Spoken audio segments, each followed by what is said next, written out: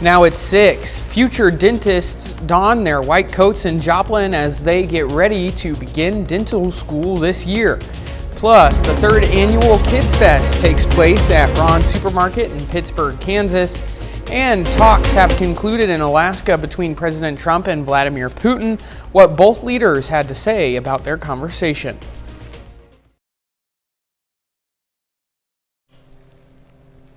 President Trump and Russia's Vladimir Putin did not reach a deal over the war in Ukraine at their meeting in Alaska. This is KOAM News at 6. I'm Anthony Saviello. Christian Benavidez reports the president says they've made some headway, but few details have been revealed about what happened during the summit.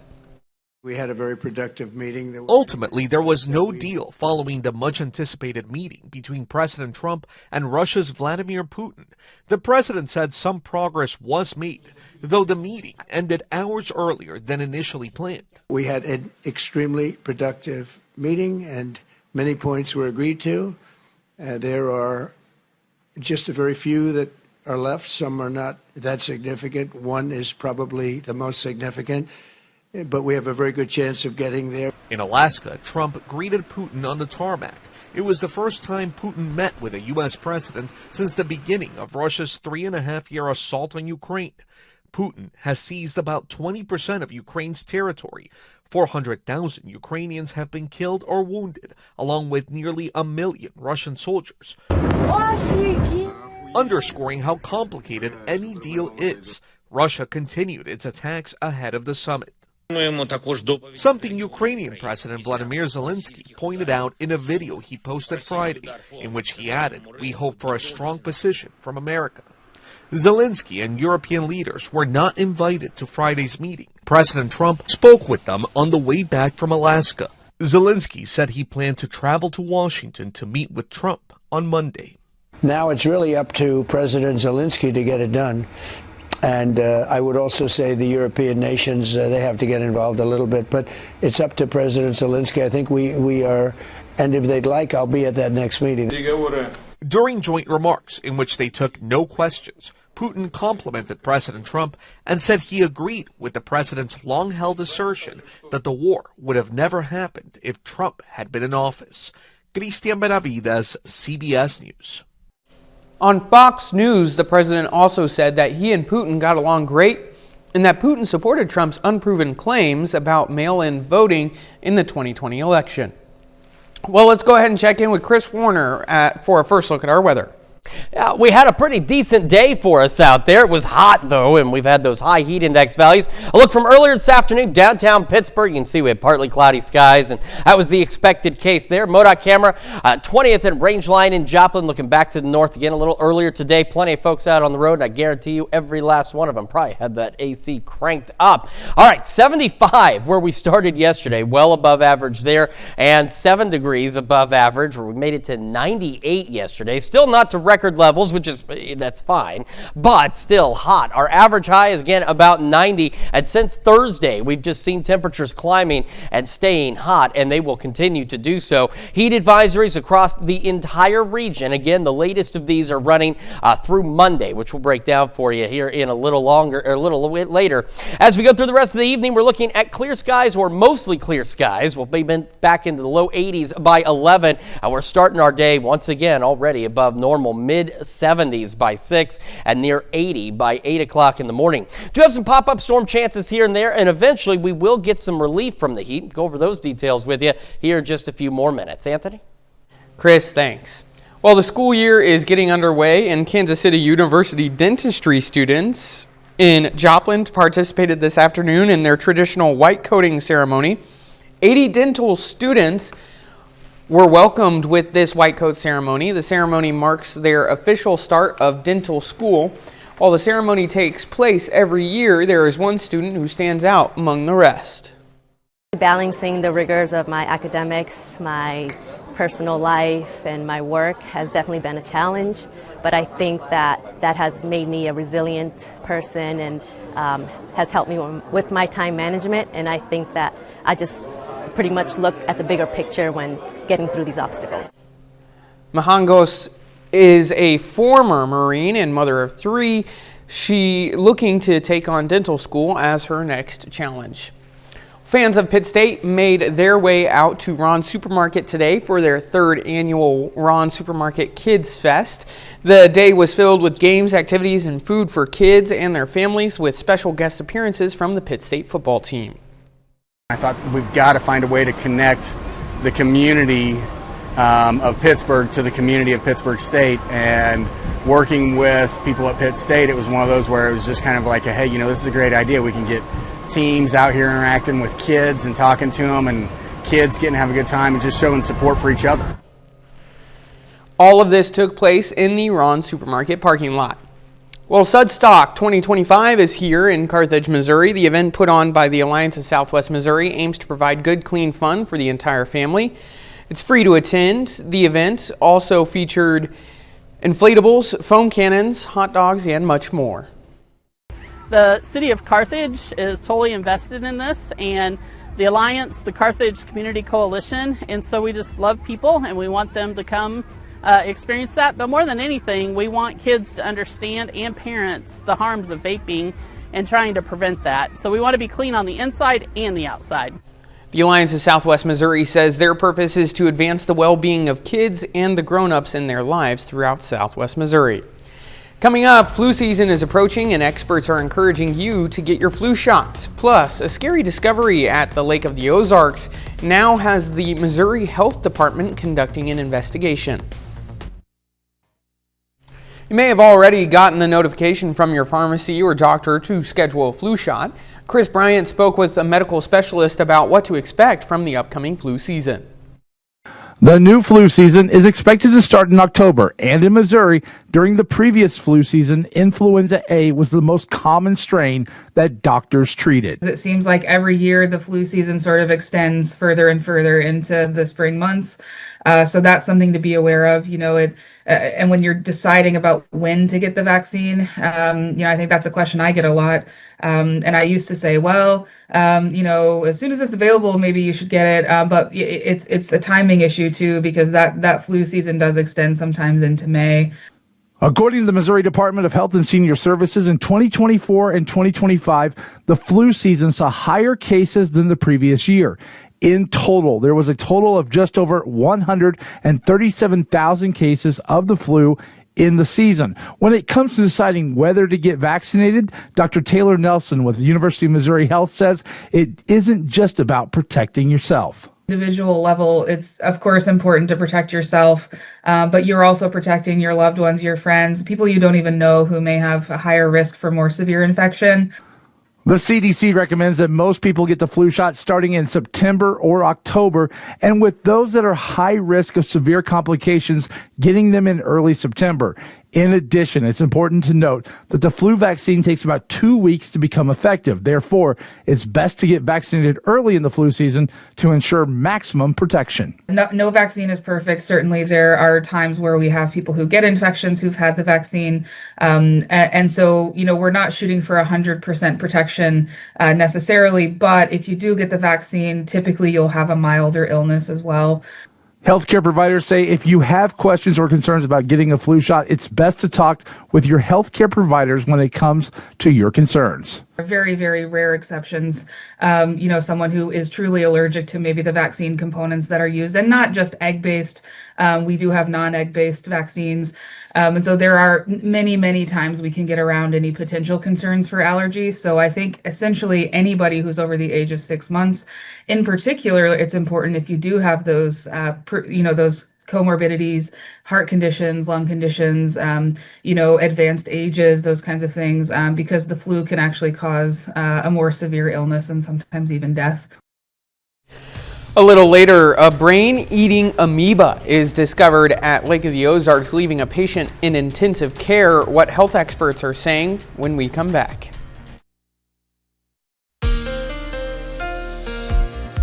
Another hot day across the region as temperatures remained above normal for us, and that will regrettably be the trend through this weekend and into at least the start of the next work week. Let's start with a quick look outside downtown Pittsburgh from earlier today.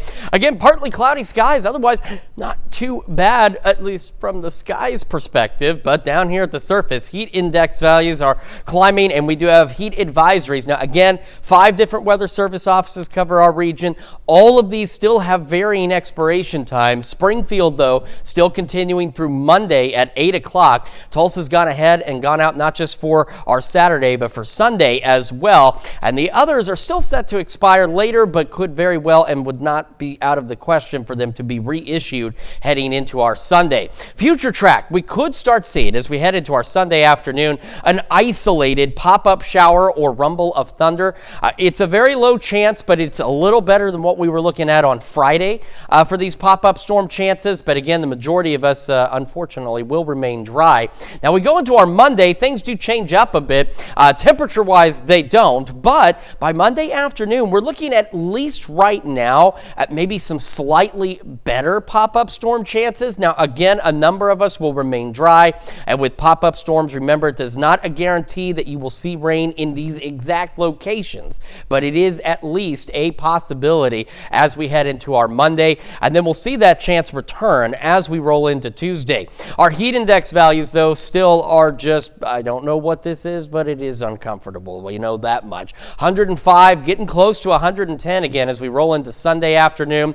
We head into Monday afternoon, and if you thought it was going to be hot again, you would be correct. Those heat index values, again, Monday, even on Friday, was still looking to be a pretty toasty day heat index value-wise, still looking to be one of the hotter days with a few more of us getting close to 110 degrees on those heat index values. And that could carry into Tuesday, but we'll start to see some gradual improvements once we go from Tuesday into Wednesday of next week. As for the rest of our evening tonight, back into the mid-70s, so above normal temperatures, few clouds here and there. We'll have a south breeze around 5 to 10 miles an hour. Heading into tomorrow, again, putting on at least 10% chance of an isolated pop-up storm or two. Otherwise, that is awful, but that is our high. Upper 90s, some of us maybe right at 100. Southwest winds 5 to 10. Into Sunday night, still a few clouds, still well above normal temperatures, mid-70s. Winds will be calm. And as we roll into Monday, again, 10-20% chance of an isolated pop-up storm or two. Hopefully that will hold for us because at least some kind of rain would be nice, but still dangerously hot as we push close to 100. And this is a look from a little earlier today. This is Category 5 Hurricane Erin out in the Atlantic. So at this time, it was winds of about 160 miles an hour. That eye wall very well defined out there. And as we take a look at the course, we talked about what possibilities were out there and what other good possibilities. There was a bad side and a good side. The good side looks to be working in our favor, but still a Category 5 hurricane heading into Sunday morning. Still major hurricanes, Category 4 going as we head into Monday evening and Tuesday morning, but it does get somewhat close to some of the islands out here, so we got to watch that. But the good news again is it's still looking to turn away from the New England states, which is absolutely good news because a direct hit up there could be pretty devastating. Dangerous heat again through at least Tuesday. Take a look at Wednesday, though. Even better rain chances there. Still low, but they're there, and our temperatures dropping back near or a little below average as we roll into the second half of next week. Anthony? Chris, thanks. Well, the Missouri Health Department is investigating after a water skier at Lake of the Ozarks became infected with a brain-eating amoeba. That patient was in intensive care at a local hospital at last check. Emma McDarris spoke with a doctor to learn more about the waterborne infection. There is a risk, but it is a low risk, very low risk. As I mentioned, there have been just a handful of cases in many years, and there are billions of exposures every year. So probably the amoeba can appear in any fresh, warm water, including lakes, streams, rivers, and underchlorinated pools.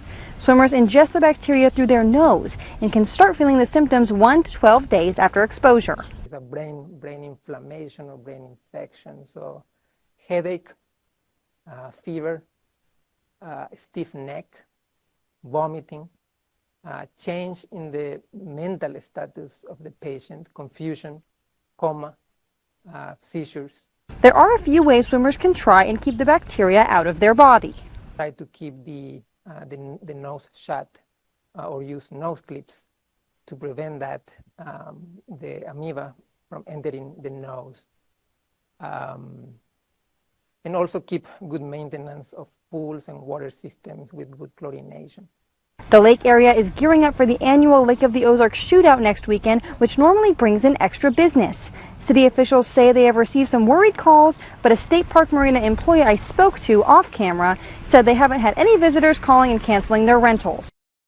Still ahead, the Royals and Cardinals have major league matchups today, and the Kansas City Chiefs have some standout performances in yesterday's preseason game. Ben McLeish has those stories and more up next.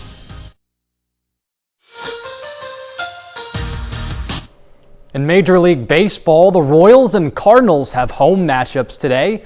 Kansas City took down Chicago 3-1 in yesterday's series opener.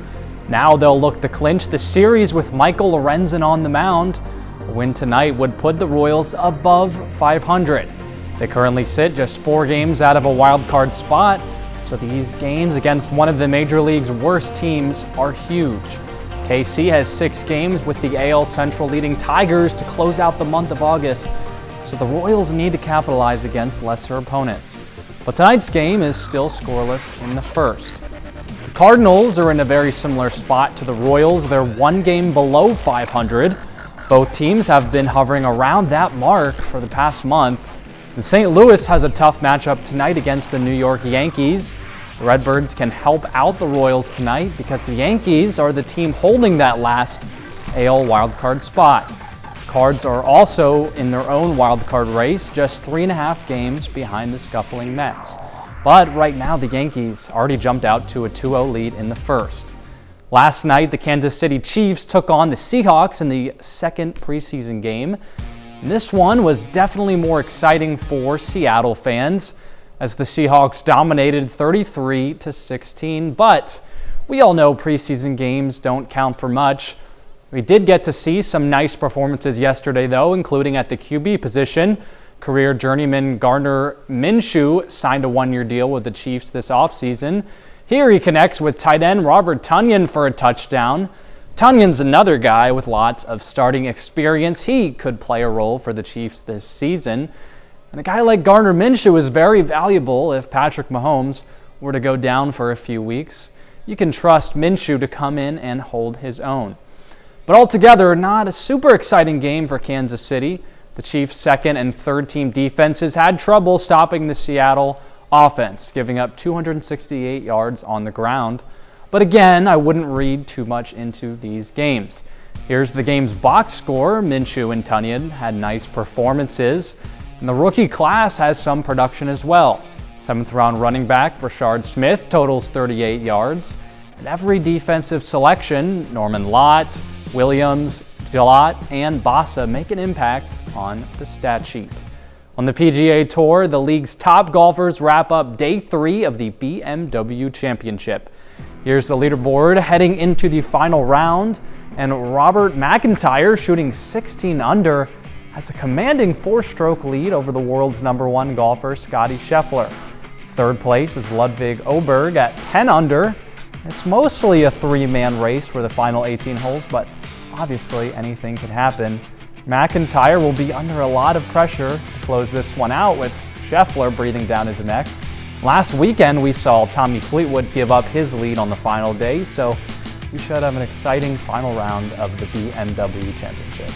Yeah, absolutely. But going back to the Chiefs real quick here, you're new to town, you're new to the area, gonna have to start rooting for the Chiefs a little bit. Are you excited to kind of watch them this season, be a little bit more focused on them this season? Yeah, I mean, they've been probably the best team in the NFL for the past 5 years, if you take everything into consideration. They're coming off of, obviously, a disappointing Super Bowl performance, but what brought them there was incredibly impressive, and I expect them to have another pretty good season this year. Absolutely. We'll be right back.